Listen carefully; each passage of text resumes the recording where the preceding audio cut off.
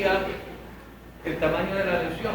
Claro, una lesión pequeñita arriba en los grandes hemisferios cerebrales no implica mayor problema en cuanto a su evolución, en cuanto a la posibilidad de agravamiento y poner en peligro la vida del paciente. Pero también la pregunta es, ¿y cómo va a quedar? Una lesión chiquitita en la parte alta de los hemisferios cerebrales va a tener una buena recuperación. Con rehabilitación es posible que vuelva a caminar, etcétera, etcétera. Pero esa misma lesión chiquitita en la cápsula interna tiene mal pronóstico, porque va a quedar pléjico. Una lesión pequeñita en el tronco cerebral es muy peligrosa. Le toma el SARA y puede quedar en estado de vegetal. Le toma la formación reticular abajo, bulbo protuberancial, y puede poner en peligro la vida del paciente porque puede producir un paro cardiorrespiratorio y la muerte. Una lesión pequeñita que tome el núcleo ambiguo lo va a dejar con una parálisis vulvar y de inmediato usted ya tiene que ordenar una gastrostomía, imagínense usted. Entonces, todos esos son factores importantes que tienen que considerar en el momento de establecer pronóstico. Otro factor importante es el edema cerebral. Pero el edema cerebral está relacionado con el tamaño de la lesión también. Toda lesión produce edema, sino que el edema de la lesión chiquitita pues, no tiene mayor problema. Pero de una lesión de tamaño medio y peor de una lesión muy grande, pues puede provocar todo lo que es el desplazamiento de las estructuras de la línea media, en la parte más alta, produce, digamos, la hernia transfacial, ¿no es cierto?, que tiene una evolución un poco más lenta, ¿no? En cambio, una lesión abajo, en el lóbulo temporal, le puede provocar una hernia de bulbos y comprometer lo que es el tronco cerebral y luego producir lo que se llama el síndrome de disfunción rostrocaudal del tronco cerebral que pone en peligro la vida del individuo. Eso lo vamos a estudiar en el capítulo de estado de coma. Pero miren ustedes, para poder establecer un pronóstico tienen que analizar todas estas posibles etiologías, ¿no?, o factores. Ahora bien, una vez que usted ya trató al paciente, lo sacó de su situación, te va a dar el alta. Usted tiene que reunirse con el paciente y los familiares directos y explicarles. La enfermedad vasculocerebral isquémica no es como las enfermedades eruptivas que lo dejan vacunado a uno, ¿no? En la repetición está el gusto, les digo siempre. Yo he tenido pacientes que me han hecho 2 infartos, 4 infartos, 6 infartos, 7 infartos cerebrales. Imagínense ustedes cómo queda destruido ese cerebro. ¿Okay? Entonces, ¿cuáles son los factores que evitan o que predisponen, mejor dicho, a la enfermedad vascular cerebral isquémica recurrente? Es lo que tienen que cuidar de ahora en adelante. Ustedes como médicos generales, que van a ser los médicos de cabecera de ese paciente, tienen que andar atrás de la presión arterial, hipertenso, obligar a los familiares a comprar un aparatito, ¿no es cierto?, para aprender a tomar la presión arterial. A veces se ríen porque le enseño a tomar la presión arterial a la viejita que acompaña al paciente infartado. ¿Y por qué a la viejita y no al hijo? Porque el joven anda de farra y en las noches cuando ocurren estas enfermedades vasculocerebrales, crisis hipertensivas. Pero la viejita es la que tiene que aprender a tomar la presión arterial. Y le enseño que debe utilizar el captopril debajo de la lengua, todas estas cosas, esperar, ¿sí? Porque también hasta que contacte al médico, ¿no es cierto? El médico tiene compromisos sociales, a veces, imagínense ustedes, pero ya por lo menos estamos cuidando la presión arterial. Si es un paciente cardiópata, tiene que tener a su cardiólogo ahí a la mano. Que no sea un cardiólogo muy social, ¿no es cierto? Porque ese gallo no lo va a encontrar bien el sábado y domingo, ¿no? Pero hablamos las cosas muy claramente. Alguien que usted pueda llamarlo y poderle, digamos, indicar qué es lo que está sucediendo. Si es un paciente que tiene una neumopatía una bronquitis crónica, un asma bronquial, etc., tiene que tener a su terapista respiratorio constante. Cómprese la maquinita de hacer nebulizaciones, así se va a ahorrar dinero. La maquinita creo que vale $60, el kit vale $2.50, yo me la sé de memoria, la solución salina, Rimsol, etcétera, 4ml, ¿ya? Y usted le hace, y así se ahorra los $20 que le cobra el terapista respiratorio, ¿no? Pero el terapista por lo menos tiene que ir 1 o 2 veces por semana para enseñarle a utilizar los músculos respiratorios, accesorios, etcétera, y mejorar la función respiratoria. Y a mí, asimismo, tiene que tener a su neumólogo allá a la mano, ¿no? Para que cualquier broncoespasmo, etcétera, inmediatamente comunicarle y pueda indicar qué medicación utilizar. Factores metabólicos que son tan importantes, ¿cierto? Tiene que tener un endocrinólogo por la diabetes, se puede descompensar en cualquier momento, hipercolesterolemia, hipercolesterolemia, que ya sabemos son etiologías de la enfermedad vasculocerebral. Y aquí viene asociado a los hábitos, que es lo más terrible. Pues tiene que cambiar los hábitos alimenticios, ¿no es cierto? Tiene que hacer dieta, conviértase en vegetariano, los vegetales son sabrosos, no me quieren aceptar ni de broma. Dejar de comer arroz, fideos, pan, dulces, de la comida ecuatoriana, ¿no es cierto? Todo lo que son fritos. Olvídese, no más fritos. De vez en cuando su aceite de oliva para echarle un poquito a las ensaladas. Entonces tiene que cambiar el hábito alimenticio. Tiene que cambiar el resto de hábitos. Fumar, beber, ni de broma. Ni siquiera estar en un ambiente donde la gente fuma. Porque usted sabe que uno se intoxica más que el fumador directo, ¿no es cierto? Y alcohol. Ahí tengo una pelea constante con los cardiólogos. Ustedes han escuchado que los cardiólogos le dicen 2 copitas de vino diarias. Se vuelve alcohólico y se toma una botella, nada de alcohol. Y en nuestro medio que todo se hace con alcohol. Entonces le digo, dígale que en la copita le pongan agüita mineral para no perder la costumbre de levantar el codo. Es una de las cosas más serias que puede haber, parece mentira. Lo otro serio es la actividad física, porque somos sedentarios, la mayoría, ¿no es cierto?, no hacemos ejercicio. Entonces yo le digo, de ahora en adelante, usted no para de hacer ejercicio todos los días. Que va a hacer ejercicio solamente cuando llegue el terapista físico. Entonces si le hace medio, lo coge y le dobla y toda la cuestión, aprenda lo que le hace. Le digo al familiar, que aprenda, cosas que así se ahorra dinero y usted mismo lo obliga a hacer los ejercicios. Y tiene que estar haciendo ejercicios todos los días, está viendo televisión y está levantando su brazo, haciendo esto, la pelotita, todas estas cosas. Porque mientras más ejercicio realiza, la rehabilitación va a ser mejor. ¿Okay?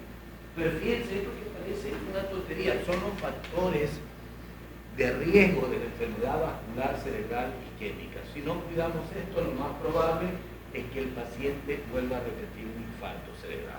Aparte del resto de etiología, ¿no es cierto? Pero esto es la cosa básica que tenemos que cuidar. Okay, perdón. Solo voy a puntualizar en algunas cosas. En cuanto al concepto, faltó algo importante que decir, ¿verdad, mi compañero? Que el ictus isquémico transitorio tiene la característica de presentarse bruscamente con un déficit neurológico focal. Por esto hay que agregar que estos pacientes no van a presentar trastornos convulsivos. Y eso es lo que le va a diferenciar de enfermedades que también producen déficit neurológico, como un infarto de miocardio, crisis epilépticas o crisis de migrañosas. Los dos factores principales que van a producir el ictus isquémico transitorio es la trombosis y el embolismo. La trombosis, que lo único que voy a decir es que los síntomas principales donde se van a producir van a ser a nivel de la carótida interna, cuando están haciendo de la carótida primitiva, a nivel de las arterias vertebrales, de su trayecto cervical, a nivel de las arterias de la arteria cerebral media, en su punto de bifurcación, para dar los ramos anteriores y los ramos posteriores, a nivel de las arterias vertebrales cuando se están uniendo para formar la arteria basilar, y a nivel de las arterias cerebrales posteriores cuando están dando su vuelta alrededor del tronco cerebral. Y esto es tan interesante, ¿no es cierto? Mire cómo se daña la arteria en sí con la enfermedad aterosclerótica de vasos extracerebrales. Y esto puede ocurrir intracranealmente también. Ayer veía a una señora de 72 años de edad, recién tenía, de hace unos 5 años, había tenido un infarto cerebral hace 5 años, pero se perdió. Se apareció el día lunes de esta semana, me evaluó con un vértigo y una ataxia herniana, ¿no es cierto? Entonces le dije, mira, bueno, tenemos que hacer un estudio más completo. En ese entonces hicimos solamente una tomografía, pero yo quiero hacer un estudio completo, incluir los vasos cerebrales, ¿no es cierto? ¿Sabe lo que tenía esta señora? Una enfermedad aterosclerótica de vasos intracerebrales muy seria. Y más seria todavía en el sistema vértebro-basilar.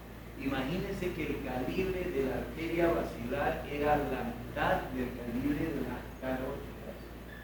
Y en el segmento medio, casi no había segmento medio, había una línea delgadita de...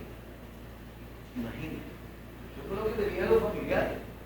Miren, en cualquier momento se llega a ocluir completo la basilar y se va a morir.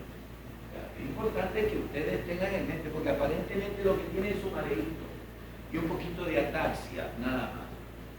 Si les dije, miren, vamos a ver cómo evoluciona. Yo la tenía antes con clopidogrel, ¿no es cierto?, el troque. Pero a pesar de eso me ha hecho este nuevo episodio y estoy viendo en las condiciones que está esa arteria. Le voy a hacer doble antiagregación plaquetaria, le voy a agregar cardioaspirina y vamos a ver su evolución. Si a pesar de todo esto ella sigue muy sintomática, tendré que darle antipopular. Que miren el riesgo enorme. Ya le digo, el tercio medio de la basilar era 1 mililitro, nada más. En cualquier momento se ocluye y tenemos un infarto de tronco. Perdón. Y la característica principal de la trombosis cerebral es que siempre se va a regir por la intermitencia, desde que inicia hasta que termina. Y esto también es lo que va a definir un poco lo que es el accidente isquémico transitorio en evolución. Es decir, mientras se va ocluyendo la arteria, se van produciendo síntomas de escalera o síntomas progresivos hasta que llegue a una estabilización del trastorno hemodinámico y produce ya directamente lo que es la isquemia cerebral. La diferencia de lo que es el émbolo. El émbolo, en cambio, cuando se desprende, va directamente a la arteria, lo ocluye y produce un cuadro abrupto. Apenas ocluye la arteria, si ya se produce el cuadro isquémico. Y el émbolo también tiene sus dos orígenes, el cariogénico y el arterio-arterial. El cariogénico a nivel del corazón izquierdo, que puede ser en las aurículas, ventrículos, paredes, aurículas, ventrículos, o las válvulas del corazón izquierdo. Y otros se presentan que dan origen a cuadros isquémicos transitorios, cuadros isquémicos a temprana edad, que son la intercomunicación auricular o intercomunicación ventricular, que van a permitir el paso de émbolos de tipo émbolos grasosos, émbolos de vegetaciones de una endocarditis infecciosa, o también émbolos por líquido amniótico, que son la principal causa de ictus isquémico en los niños menores de 3 años. En cuanto a la crisis isquémica transitoria, la crisis isquémica transitoria se la clasifica en 3 partes. La crisis isquémica hemisférica, la de tallo cerebral y la lacunar. Y van a seguir la misma sintomatología que hemos mencionado hasta ahora. Crisis isquémica de hemisferio, el principal síntoma es a nivel visual, con una ceguera monocular transitoria o neurosis jugar, que es lateral a la lesión, una alteración sensorio-motora que puede ser que es contralateral y va a producir una hemianestesia o una hemiparesia o una hemiplegia. Y lo que sí es un poquito importante mencionar es que ninguna de las dos se encuentran combinadas, es rarísima la ocasión en que se las va a encontrar combinadas. Cuanto al tallo cerebral, los síntomas principales que van a generar esto son una diplopía vertical u horizontal bilateral, un vértigo, un adormecimiento bifacial, disarquia, ataxia y debilidad o adormecimiento de las extremidades inferiores y superiores contralaterales. Y ahí se puede observar los puntos donde generalmente se produce la oclusión, puede ser a este nivel, cuando hay una disección de las arterias vertebrales, o cuando hay una oclusión arteriosclerótica o trombótica, y a nivel de la arteria basilar. En cuanto a la crisis isquémica lacunar, estas son las que van a preceder a los infartos isquémicos lacunares múltiples que luego van a generar por ejemplo, una enfermedad de Bisanger o una demencia vascular. En cuanto al ictus isquémico en evolución, que creo que lo dije hace un rato, es un proceso que va escalonado o es progresivo, que puede ser durante horas, días, semanas, incluso meses. Y el ictus completado, que ya es la fase donde se produce la isquemia. Esto es el pronóstico. Esta es una escala modificada en el ranking 30, es decir, en los 30 días posteriores a la producción de la isquemia cerebral. Los pacientes que se encuentran en la escala 0, que representan apenas el 10%, son los pacientes que van a recuperarse y no van a presentar ninguna sintomatología. Y los pacientes que se encuentran en la escala 6 son pacientes que representan el 12% del total, que son los pacientes que van a tener la mortalidad. En las escalas intermedias aquí están los pacientes que se recuperan pero tienen cierto grado de lesión todavía. En el grado 18 son los pacientes que una vez que tuvieron el accidente isquémico transitorio van a terminar andando con muletas. Los que están en el grado 4, los que van a estar en una silla de ruedas, y los que están en el grado 7, los que van a estar acostados en una cama y van a necesitar ayuda de personas para realizar sus actividades diarias. Esto es en cuanto al pronóstico de las principales enfermedades que tienen o de los sitios de oclusión donde va a producir una mortalidad un poco más elevada o un pronóstico más negro. Por ejemplo, la enfermedad cardioembólica está en la cabeza. La enfermedad cardioembólica es la principal, es la de peor pronóstico. Y este de aquí es una escala de la NIHSS, que lo único que evalúa es pacientes con infartos pequeños que van a tener una recuperación buena o aceptable, los que están en una escala 2 de 9 a 18 puntos que van a quedar con alguna secuela, y los que están en escala 18 que van a tener trastornos severos, después inclusive el ictus isquémico, o que van a presentar una mortalidad. Claro, esa escala mide el nivel funcional en que queda el paciente luego de un infarto cerebral. Este de aquí es el estudio Premier de México, de la Nevada 2008. Y aquí lo digo que lo que representa es el índice de mortalidad que se duplica al año de producido el ictus isquémico transitorio. Es decir, a los pacientes que tienen un ictus isquémico no hay que descuidarlos, hay que hacerle un seguimiento durante un año como mínimo para evitar cualquier complicación. Y también se puede ver que el índice de personas que se recuperan sin ningún trastorno es bajísimo.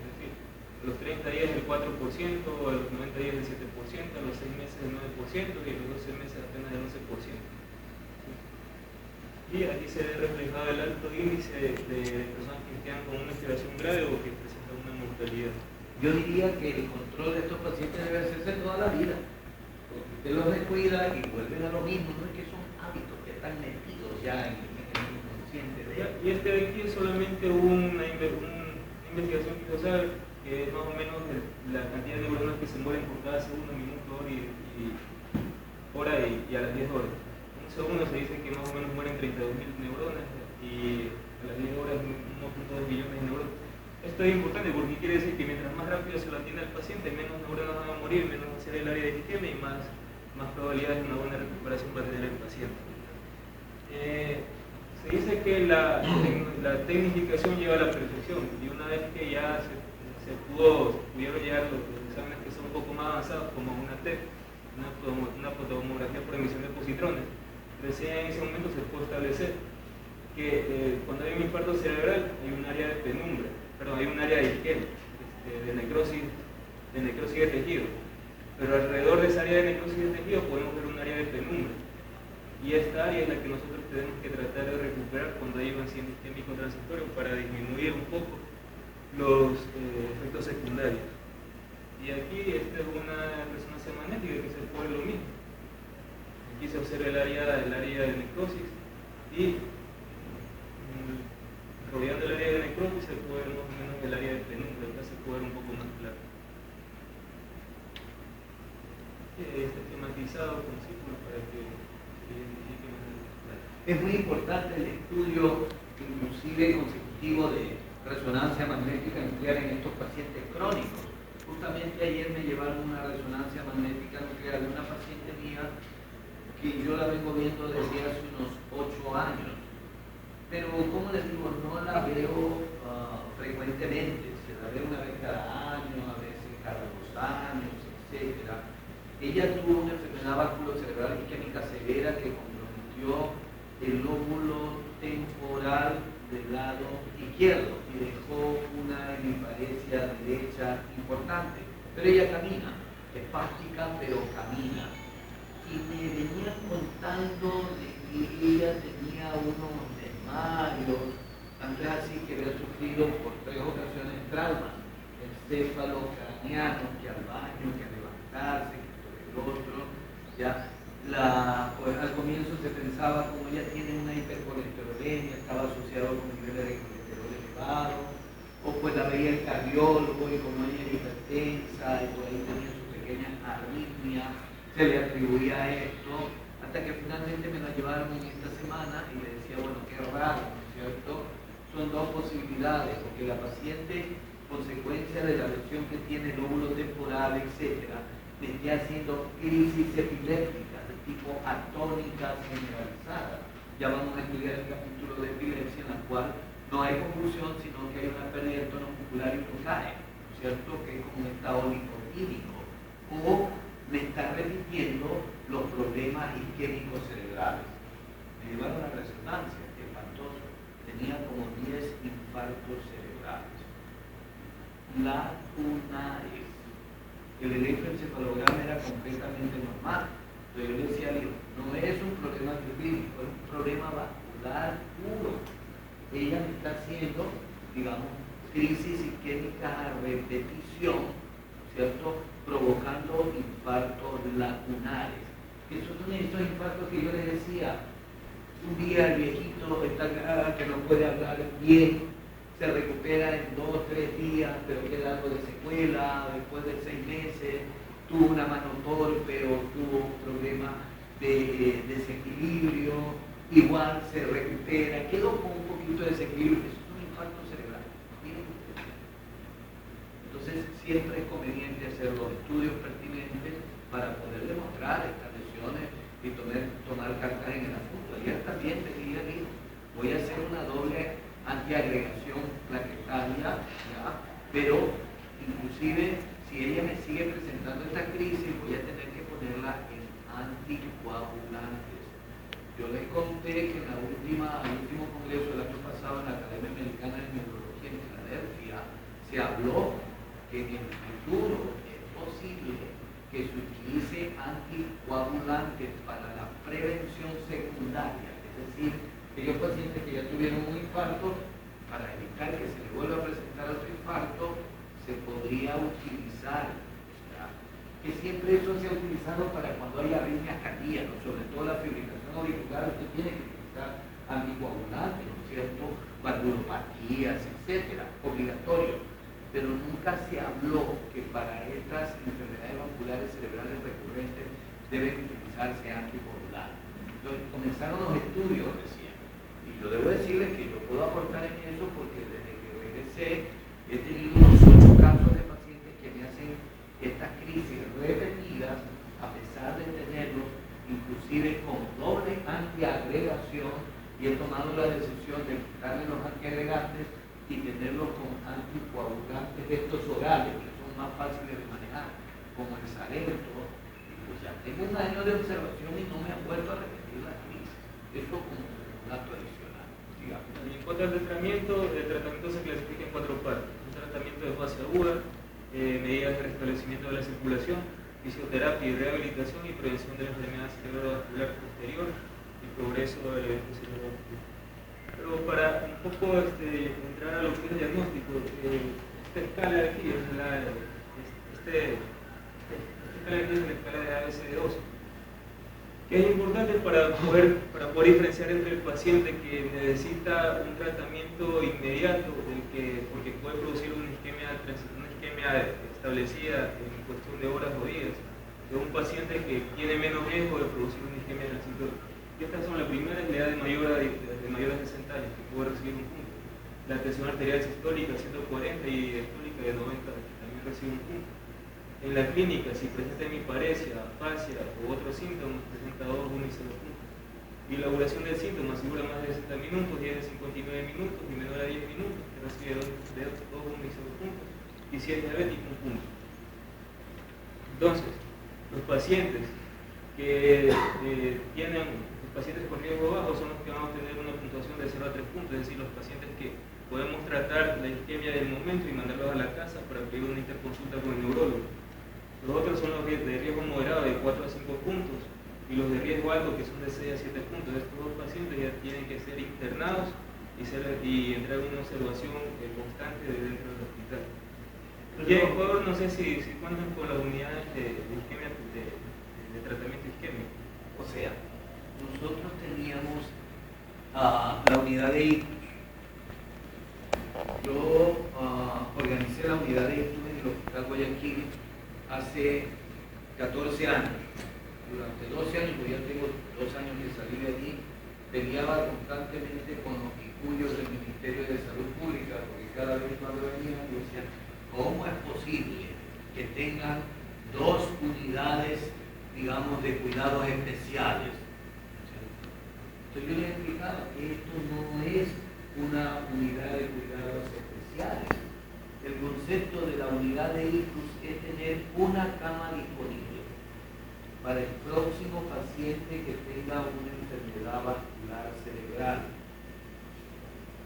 Esa cama significa que vamos a tener residentes de posgrado de neurología que van a ser informados de inmediato apenas ingrese el paciente.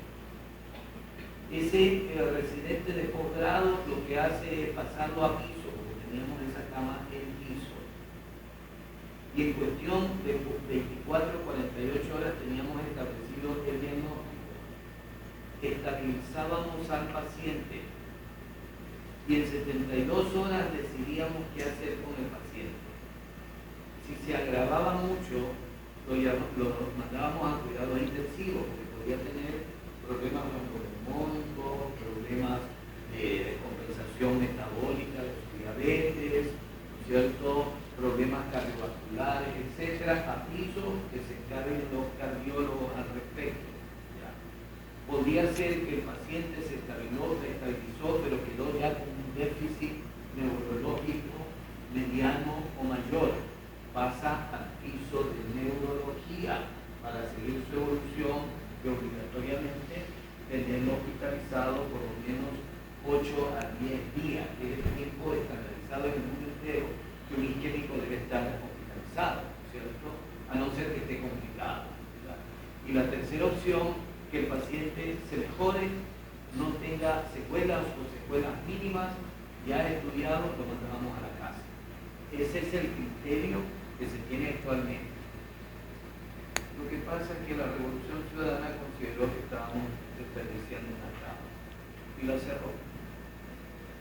Yo no sé si actualmente hay en algún otro hospital este concepto, digamos, establecido.